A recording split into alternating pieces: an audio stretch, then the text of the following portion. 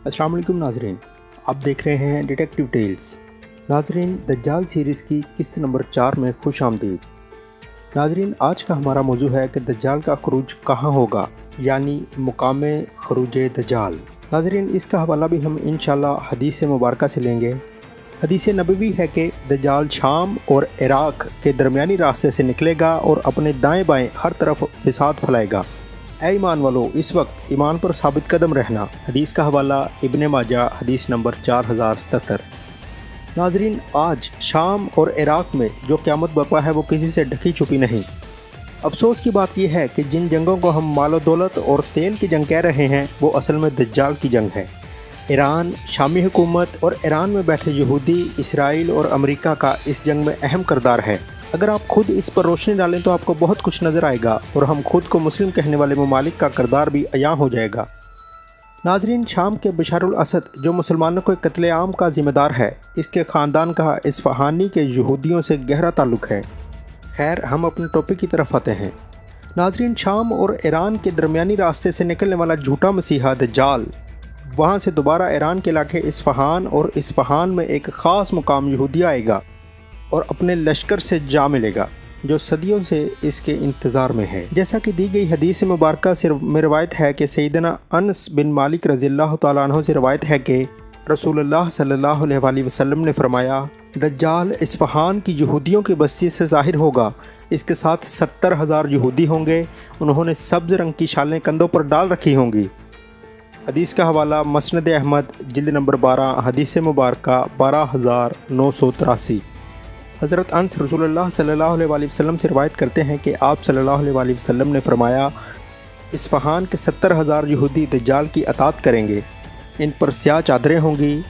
حدیث کا حوالہ صحیح مسلم، حدیث نمبر 5478۔ ناظرین، آقا دو عالم صلی اللہ علیہ وآلہ وسلم کی آج سے 1400 سال پہلے فرمائی گئی، بیان کی گئی سچائیاں آج حرف بحرف پوری ہو رہی ہیں، اور دجال کے انتظار میں 77,000 یہودی اس وقت ایران میں موجود ہیں، اور ایران میں یہودیوں کی تاریخ 3000 سال سے بھی پرانی ہے۔ ناظرین، انہی 77,000 یہودیوں میں سے 70,000 یہودی دجال کی پیروی کریں گے۔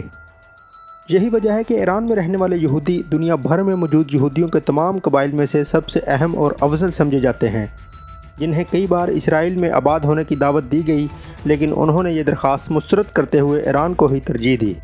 یہ بات ظاہر کرتی ہے کہ ایران میں یہودیوں کا اثر و رسوخ کتنا ہے اور اس کا پاکستان پر کیا اثر پڑتا ہے۔ یہاں ایک چھوٹی سی بات کی وضاحت کرتا چلوں جو آپ سے کوئی پوچھ سکتا ہے کہ بعض مقامات پر اصفہان میں یہودیوں کی تعداد تھوڑی بتائی جاتی ہے کہ اصفہان میں 30,000 سے 33,000 یہودی اس وقت موجود ہیں۔ حقیقت میں آج سے ایک اشرہ پہلے یہودیوں کی تعداد 30,000 سے 33,000 تھی، جو 2014 کے آخر میں 77,000 تک جا پہنچی ہے، جس پر ایرانی یہودیوں نے باقاعدہ جشن بھی منایا تھا۔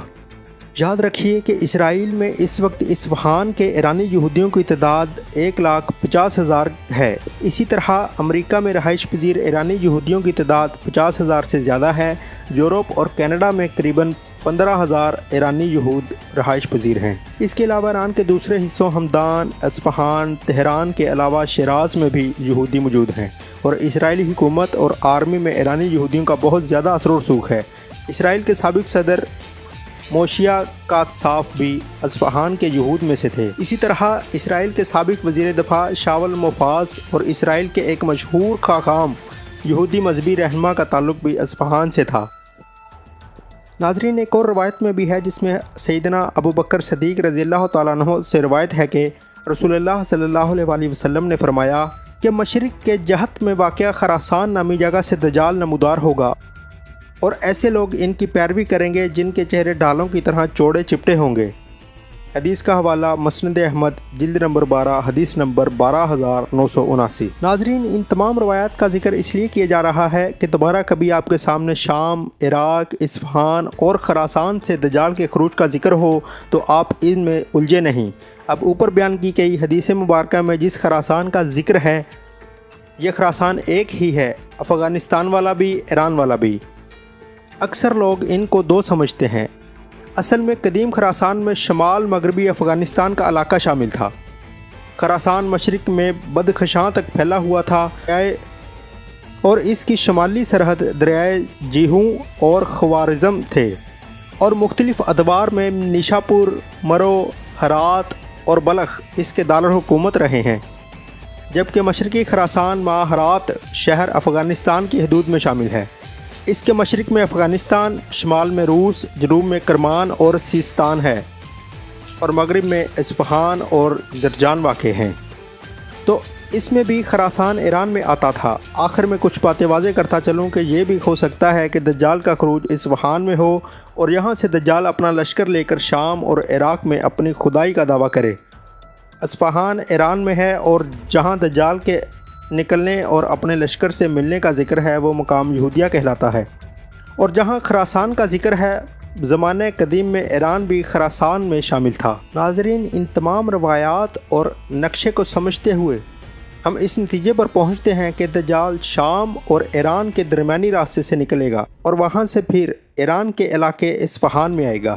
ناظرین، آج کی قسط کا اختتام یہیں پہ کرتے ہیں۔ اگلی قسط میں ہم بات کریں گے کہ جھوٹے مسیحا دجال کے خروج کے بعد کے حالات کیا ہوں گے۔ آج تک کے لیے ہمیں دیجیے اجازت۔ اللہ حافظ۔ اور مزید معلوماتی ویڈیوز کے لیے ہمارا چینل سبسکرائب کریں اور بیل آئیکن کو پریس کریں تاکہ ہماری ہر نئی آنے والی ویڈیو آپ تک پہنچ سکے۔ شکریہ۔